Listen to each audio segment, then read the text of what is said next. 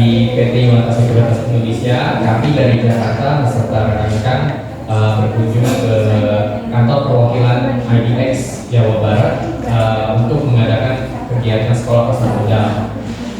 Hari ini dihadiri oleh teman-teman dari IWU ya, International Women University, dan ada juga dari Unico. Selamat datang. Sebelumnya terima kasih atas kehadiran teman-teman, kesediaannya. Saya tahu pasti habis ada yang ujian ya, masih mau sebetulnya bagus banget, semangat. Tangan buat teman-teman mau belajar, mau menerima wawasan yang pasti kalian nggak bisa berikan nanti wawasannya tentang investasi, bagaimana investasi yang benar, karena yang sesuai udah dipayungi hukum, dilindungi oleh OJK juga, diawasi. Kami sebagai anggota bursa yang resmi dan selalu diawasi oleh OJK juga selalu bekerja dengan pakem-pakem hukum yang baik dan benar gitu. Jadi nggak bolong investasinya. Seperti apa sih investasi itu? Kalian sebagai generasi muda dan penerus pasti nanti ini berguna untuk belasan tahun kemudian pasti bakal dipakai gitu. Oke, untuk mempersingkat waktu, kami persilahkan dari Bursa Efek Indonesia untuk memulai materinya. Silakan Bu. Terima kasih. Beri tepuk tangan.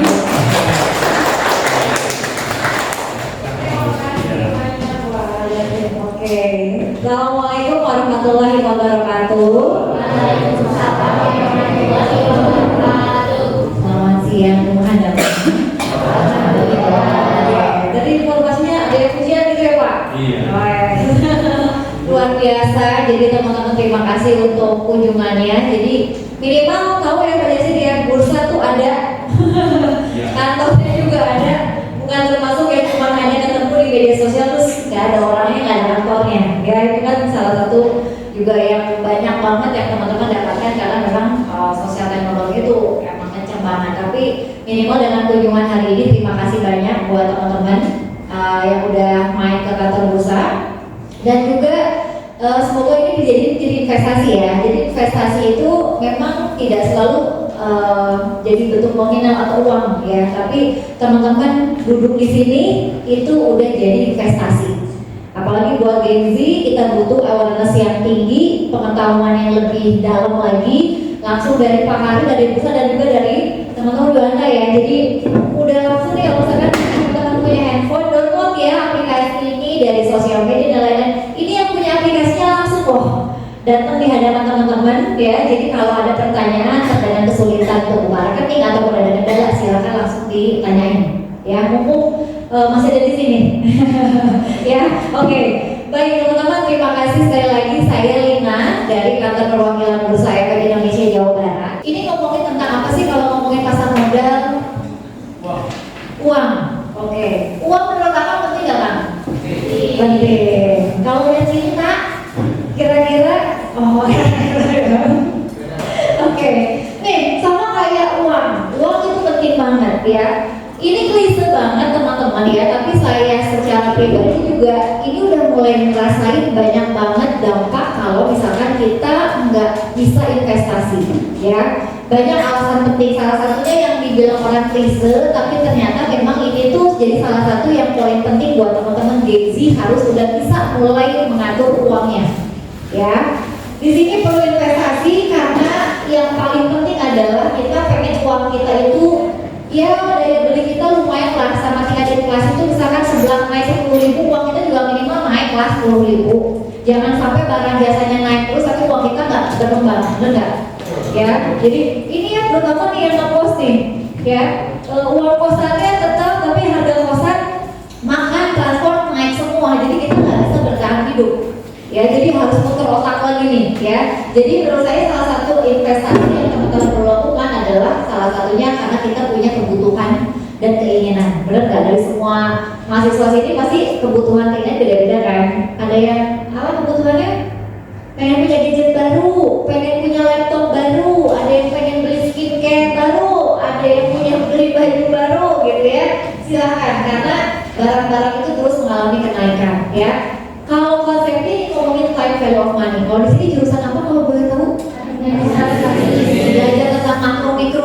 belajar ya, pasti nggak aneh lagi lah ya sama time value of money. Jadi konsep uang saya rasa semuanya mengiyakan atau mengamini ya, bener nggak? 100.000 waktu teman-teman SD kayaknya udah paling sultan kan? Ya, segaru sekasih sebaru ya. Kita beli belanja itu udah cukup dengan 1 bulan. Tapi semakin kesini nilai uang semakin menurun, semakin kecil karena sampai kayaknya nggak ada harga lagi deh. Ini uang 100.000 tuh kayaknya sekali ke nomor udah cuma satu belanjaan doang. Besoknya 2 hari lagi balik lagi ke Indomaret buat jajan. Ya, jadi ini pentingnya dari investasi karena kita harus mempertahankan daya beli kita, teman-teman. Ya, modal adalah salah satu industri keuangan yang teman-teman bisa pilih kalau mau investasi. Ya, kenapa? Nah, kita lihat. Nanti banyak banget nih. Kalau teman-teman mau kasih pertanyaan boleh di akhir, ya. Oke, ini adalah konsep pasar modal. Oke, kalau pasar modal sama kayak pasar pada umumnya. Kalau saya punya uang mau beli tahu tempe sama kangkung, ya, saya punya uang mau beli tahu tempe, nanti akan dapat barangnya, si penjual akan dapat uangnya. Ya, konsep investasi atau pasar modal itu adalah konsepnya jual beli, bukan judi yang menang atau kalah. Tapi yang beli itu dapat barangnya, yang jual dapat uangnya. Ya, nah konsep pasar modal ini ada 2 istilah mungkin yang teman-teman baru dengar. Ya, ada yang namanya perusahaan tercatat. Tercatat di mana? Di KUA. Di mana? Tercatat di OJK, terus di Bursa Efek Indonesia. Istilahnya adalah emiten. Oke, ya, ketemu sama investor. Investor adalah bisa individu yang ingin investasi pada instrumen finansial. Nah, kalau ngomongin instrumen finansial ini akan berbeda dengan yang namanya real asset. Kalau kita ngomong sama orang tua kita yang baby boomers, yang generasi tahun 60-50-an, mah kalau mau investasi maunya ke saham aja, ulah, ya, etapa spekulatif aja. Bapak terang di mana spekulatif? Di TikTok, ya, tapi belum bisa menjelaskan spekulatif itu kayak gimana, ya, karena orang tua kita hanya taunya kalau investasi di tanah, rumah, sawah,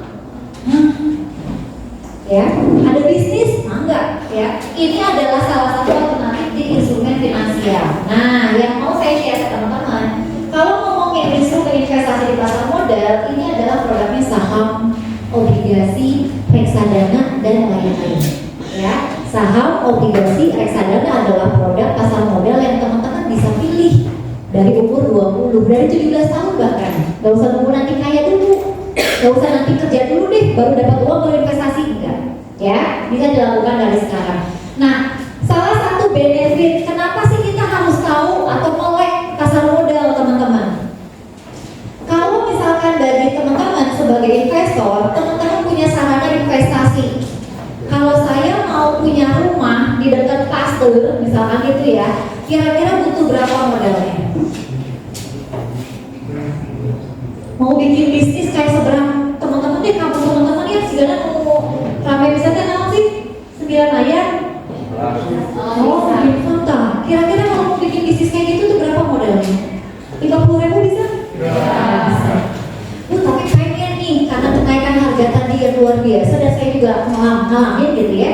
Jadi kita punya alternatif nih, teman-teman sebagai investor itu sebagai punya tambahan buat sarana investasi yang lain. Jadi nggak bisnis aja, ngalir aset aja, punya pilihan yang lain. Kalau punya pilihan yang lain yang banyak tuh enak nggak? Enak kan? Saya juga kayaknya dong aset di kampus saya bukan enak. Kantor-kantor kutu di ujung ya. Jadi kita harus lihat overview yang lain. Ya, kalau pilihannya cuma tanah 200 juta, 15 juta, kayaknya kurang ya, apalagi di daerah kampus teman-teman itu kan luar biasa. Kalau itu kan 50.000 misalkan, terbatas ya. Jadi teman-teman punya sarana investasi yang lain. Untuk lebih besarnya benefitnya buat negara nih, ya, ada ketahanan, ada perekonomian yang kuat, ya. Nanti kita lihat kenapa nih, ya. Oke, ini product knowledge, ya. Ini menurut saya penting banget. Kenapa penting banget? Karena dari 3 penyakit masyarakat Indonesia yang investasinya ilegal banyak itu, karena mereka nggak tahu tentang product knowledge. Ya, mereka kemakan sama iklan dari TikTok, media sosial, Telegram yang juga tidak punya kemampuan dalam menganalisis, cuman belajar untuk ngomong public speaking aja, ya komunikasinya oke, tapi product knowledge-nya kadang-kadang nggak tahu analisisnya kayak gimana, ya. Nah, teman-teman udah ikut SPM hari ini, minimal teman-teman udah tahu, ya, yang beli kaset di kampusnya sahawai, ya, misalkan. Jadi kalau mau investasi di produk pasar modal ada apa aja sih? Ya, ada saham, ada surat hutang atau istilahnya obligasi, ada reksadana, ada juga ETF. Ini aja udah 4 produk yang teman-teman minimal yang tadinya belum dengar jadi tahu.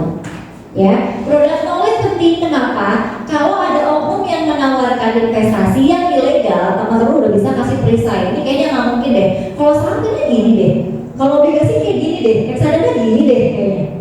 Ya, jadi teman-teman tahu bisa kasih fondasi buat diri sendiri karena investasi yang ilegal itu ya banyak macam modusnya. Jadi teman-teman yang harus kasih produk knowledge yang banyak atau istilahnya kita awareness, pengetahuan yang lebih banyak. Ya, itu investasi buat gengsi dari leher ke atas, pengetahuan yang tinggi yang banyak. Ya, ini benefitnya teman-teman investasi di pasar modal ada bisa dapat capital gain, nanti mungkin bisa dijelaskan lebih detail. Ada corporate action, lalu ada ikut RUPS rapat umum pemegang saham karena teman-teman punya sahamnya. Nah, saya mau share ini dari 8 kondisi mungkin bukan kesalahan ya, lebih tepatnya karena awareness-nya yang kurang.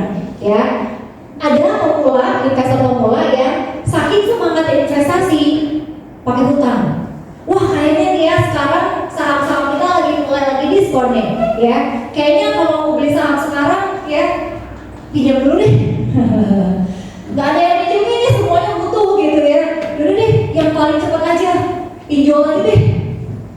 Ya, atau pakai yang lain lah, ya.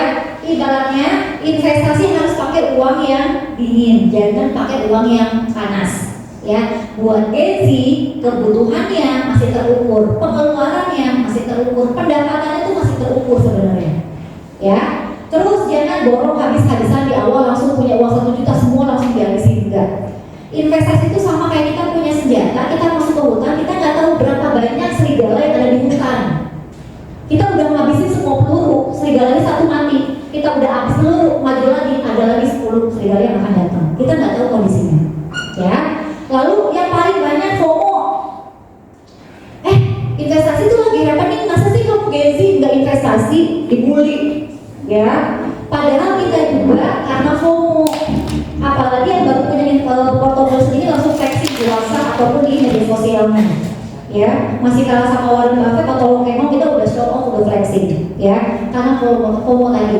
Terus menelan rekomendasi mentah-mentah dari media sosial yang belum terpercaya sepenuhnya, lalu juga panik kalah melihat fluktuasi harga. Aduh, sekarang nih Pak lagi Iran nih sama Israel ya, wah luar biasa nih. Gimana dong? Ya panik, ya. Lalu nggak punya trading plan atau invest plan, nggak mau upgrade diri, ngerasa udah paling jago.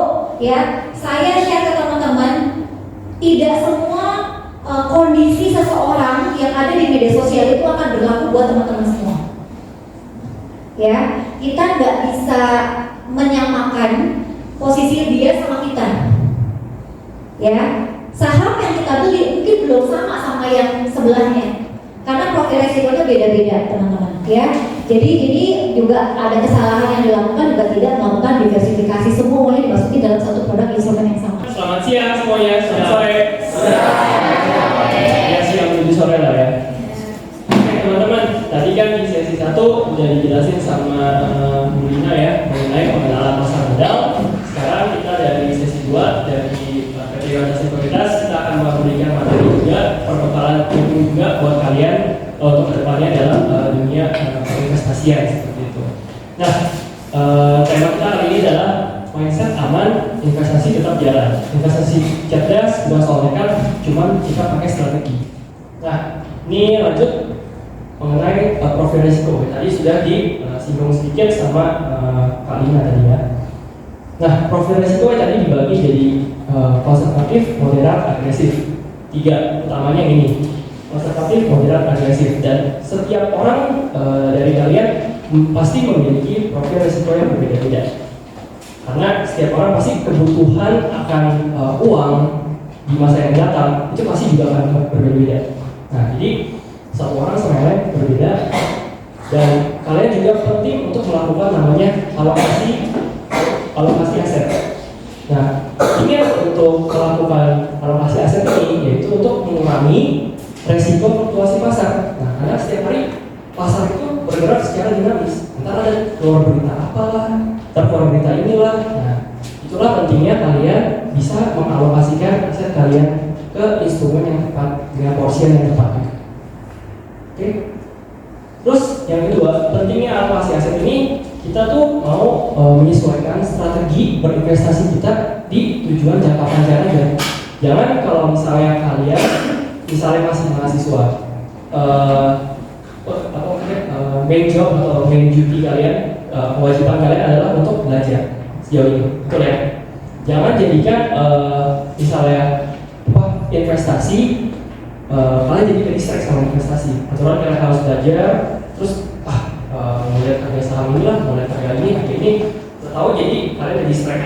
Jadi kalian kewajiban utama kalian jadi malah kacau lagi. Biasanya kayak gitu juga. Fokus dulu terhadap kewajiban kalian dulu. And next, nah pelan-pelan, sedikit-sedikit belajar teorinya, sedikit-sedikit belajar praktek. Tadi kan di top up-in tenaga atas 100.000, nah dipakailah di situ untuk belajar.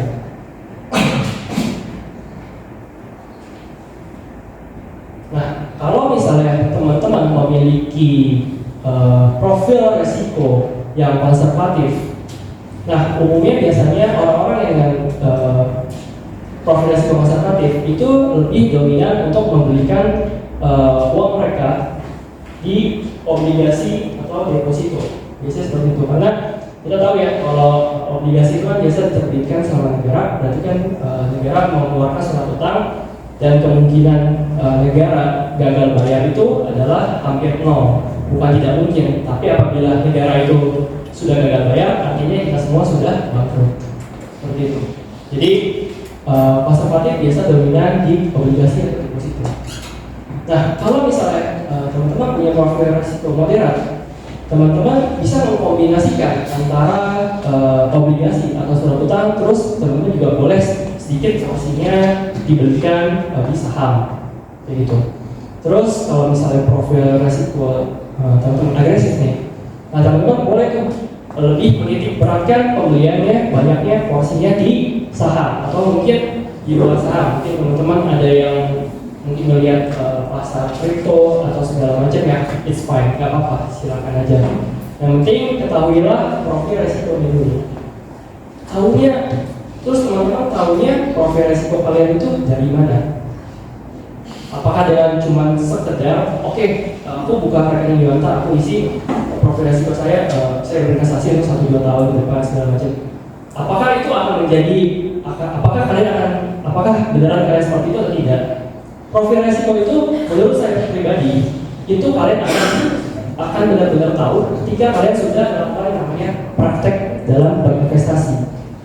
Itu baru kalian benar-benar mengenal gitu. Oh sebenarnya saya tipenya yang moderat nih. Tapi saya berasa sejauh ini saya ngambil produk-produk, saya membeli produk-produk investasi yang sifatnya konservatif. Misalnya kayak deposito, misalnya setahun cuma 5%. Terus kalian berasa, wah kayak setahun cuma 5%, kayaknya I can do more than this.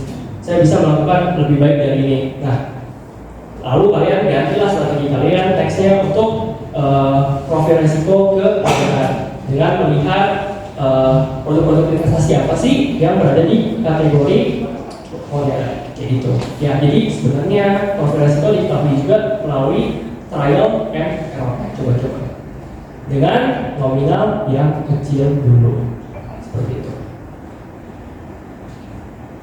Nah, next tadi kan udah dijelasin sedikit mengenai diversifikasi.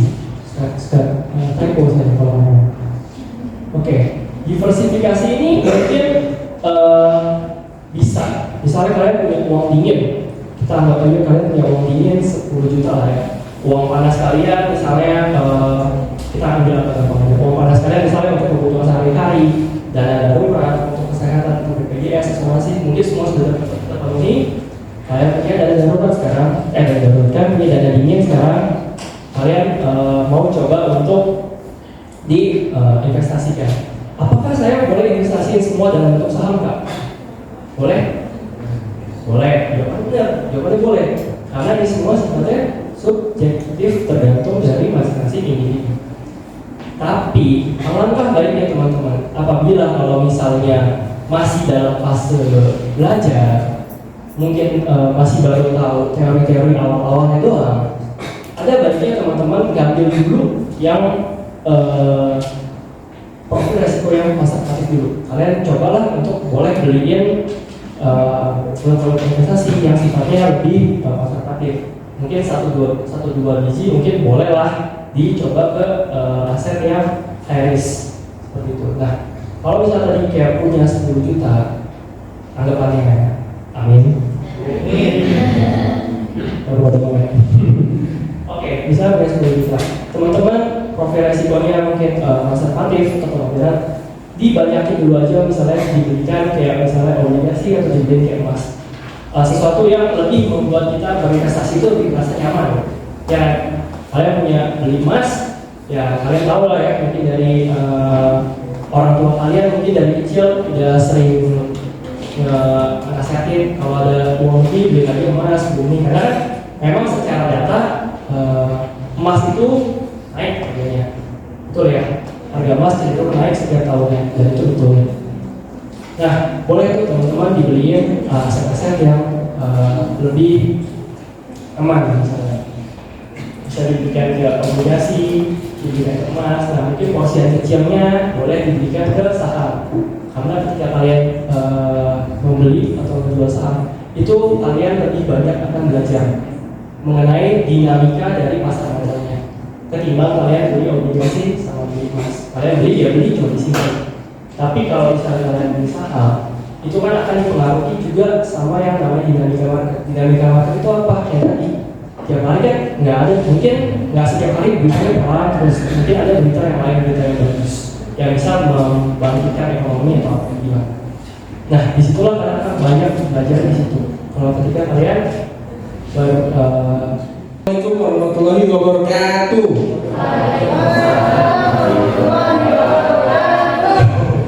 Perkenalkan, nama saya Ferdi Nicholas Pardamian.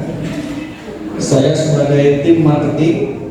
Nah, di sini ada aplikasi kita namanya YesInvest. FYI, kita itu ada 2 aplikasi. Aplikasi pertama itu kita YesInvest yang untuk mobile. Aplikasi kedua itu ada di Warna Connect. Itu untuk desktopnya. Nah, yang pertama di sini nih ada ID dan passwordnya. Ini nanti akan diberikan dari tim Yuanta melalui email. Nanti kalau yang udah akunnya udah jadi, udah fit, biasanya 1-2 hari, nanti dikirim ini. Lanjut. Nah, sebelum kita buka-buka ini semua nih, kayak ada skinner, wishlist, trading, market, aset. Untuk membuka fitur-fitur kita tuh harus masukin PIN dulu. PIN itu biasanya masuk ada di email kita juga. Next. Nah, yang pertama kita akan membahas tentang mengenai screener. Screener ini ada 2 di program kita, ada bull dan bear. Bull ini yang hijau nih banteng, bearnya ini sapi. Oh, buah. Oke. Ini bull ini ada beberapa saham pilihan nih yang hari ini ya untuk short term, misalkan contoh. Hari ini short term rekomendasinya di BKSL, Cuan, Dewa, dan untuk medium termnya ada Dewa, Buka, Indofood. Long termnya tuh ada PTRO, DTI, GPFA.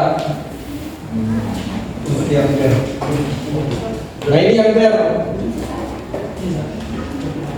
Oh nih. Jadi kalau misalkan di hari ini mengenai tentang market kita nih di indeks nih, bahwa dari semua keseluruhan perusahaan-perusahaan ada 62% saham ini naik, ada 38% saham ini turun.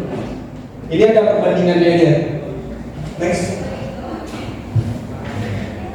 Nah, di sini tuh ada sektor-sektor nih untuk teman-teman yang bingung nih belum tahu apa sih saham dari basic materials, finance, healthcare, teknologi. Indikator nih, kita ini ada indikator nih beberapa saham pilihan kita misalkan dari indikator fundamental.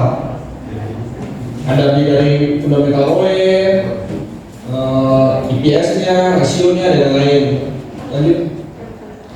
Ini by teknikal. Nanti kalau misalkan teman-teman udah mendalami nih, misalkan teman-teman udah bisa mengenai moving average, nih moving average 5, 20, 60, terus ada top strong stoknya, MA 20-nya, MA 5 ini biasanya dari teknikal. Nanti teman-teman kalau misalkan memang udah mendalami, nanti teman-teman pasti paham tentang mengenai